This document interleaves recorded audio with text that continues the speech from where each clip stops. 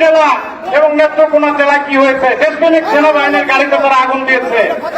একটি গোষ্ঠী এই দেশকে আবার অস্থিতিশীল করে তারা আবার এই স্বৈরাচারী রক্তচোষা হাসিনাকে আবার ক্ষমতায় আনার চেষ্টা করছে।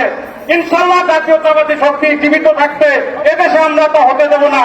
আমি আজকের এই সভা আহ্বান করার জন্য জেলা বিএনপির সম্মানিত আহ্বায়ক জনাব লিয়াকত আলী এবং সাধারণ সম্পাদক অ্যাডভোকেট কামরুল আলম সহ আমাদের নেতা আসলাম সাহেব, হারুন সাহেবকে ধন্যবাদ জানিয়ে আমার সংক্ষিপ্ত কথা শেষ করছি। পৌর মহাবন্ধের পক্ষ থেকে সবার পক্ষ থেকে আমি তাকে আন্তরিক শুভেচ্ছা জানাচ্ছি।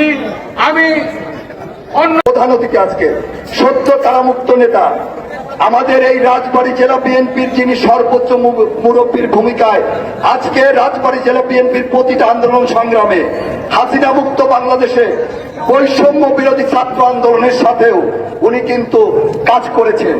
আমাদের সেই প্রাণপ্রিয় জননেতা ছাত্র জনতার গণ অভ্যুত্থানে হাসিনা যখন পালিয়ে গেছে তখন কিন্তু আমরা একটু মুক্ত বাতাসে কিন্তু আমরা একটা চলাফেরা করতে পারছি। সেই জায়গা থেকে আমরা আমাদের চূড়ান্ত বিজয়ের আগ পর্যন্ত আপনারা জানেন যে এখনো শেখ হাসিনার প্রেতাত্মারা কিন্তু সরব অবস্থান তারা নিয়েছে।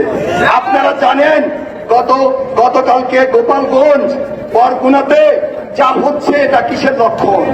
কাজেই প্রিয় নেতৃবৃন্দ, আমাদের দেশ নায়ক তারেক রহমান এবং বেগম খালেদা জিয়ার যে আহ্বান, সেই আহ্বান আমাদের এই জেলার প্রতিটা আনাচে কানাচে পৌঁছে দেওয়ার জন্য এ পর্যায়ে আমাদের মাঝে গুরুত্বপূর্ণ দিক নির্দেশনামূলক বক্তব্য রাখবেন রাজবাড়ী জেলা বিএনপির সংগ্রামী আহ্বায়ক অ্যাডভোকেট লিয়াকত আলী বাবু।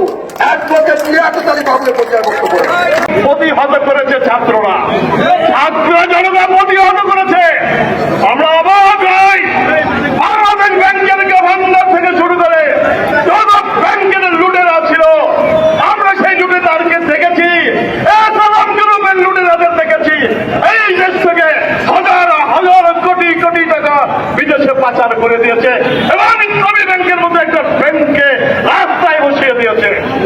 আমরা দেখেছি গতকাল গোপালগঞ্জে কি নির্মম ভাবে এই দেশের সেনাবাহিনীর উপর আক্রমণ করা হয়েছে, সেনাবাহিনীর গাড়ি পোড়ানো হয়েছে। আমরা অবাক হচ্ছি।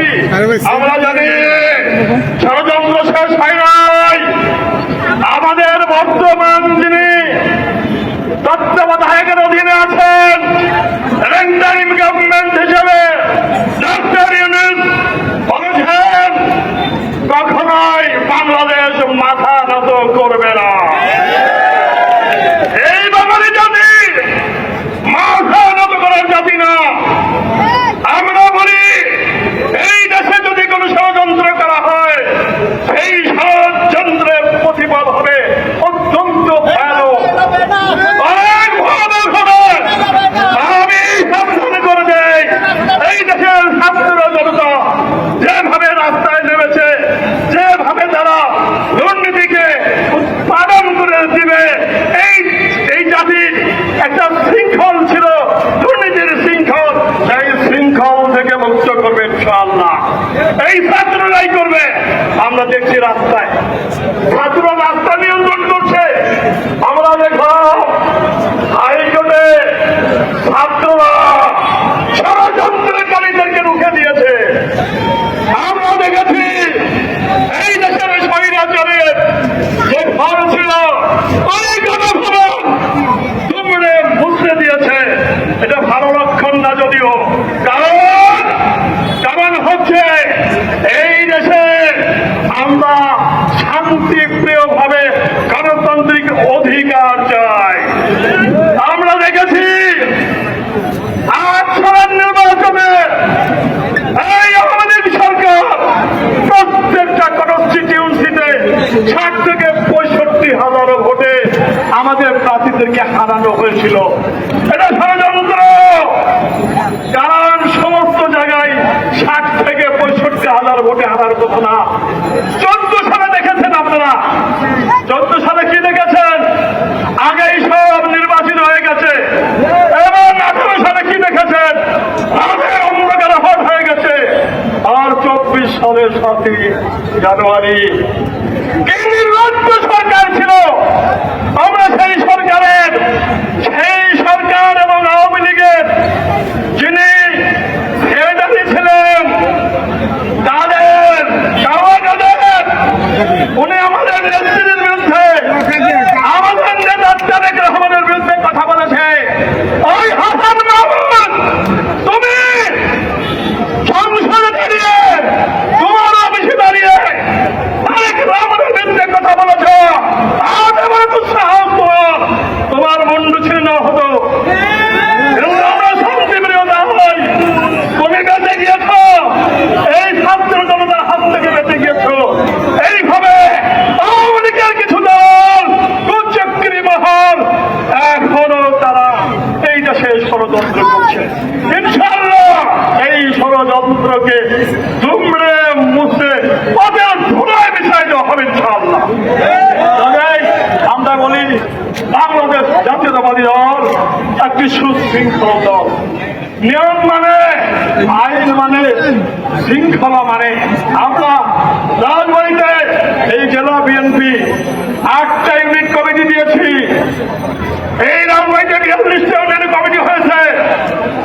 এই রাজবাড়িতে 405টা ওয়ার্ডে কমিটি হয়েছে। প্রত্যেকটা কমিটি গণতান্ত্রিক পদ্ধতিতে নির্বাচনের মাধ্যমে করা হয়েছে।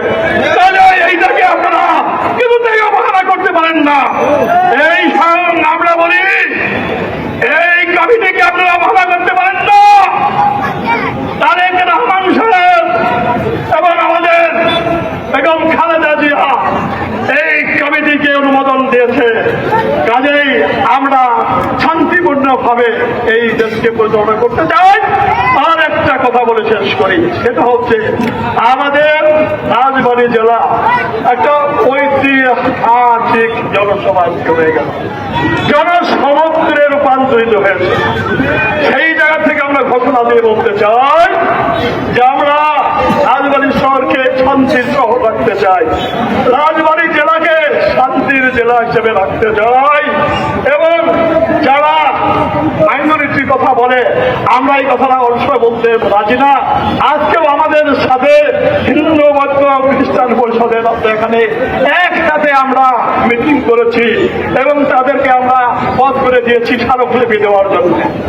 কাজেই রাজবাড়িতে কোন ধরনের সহিংসতা মেনে নেওয়া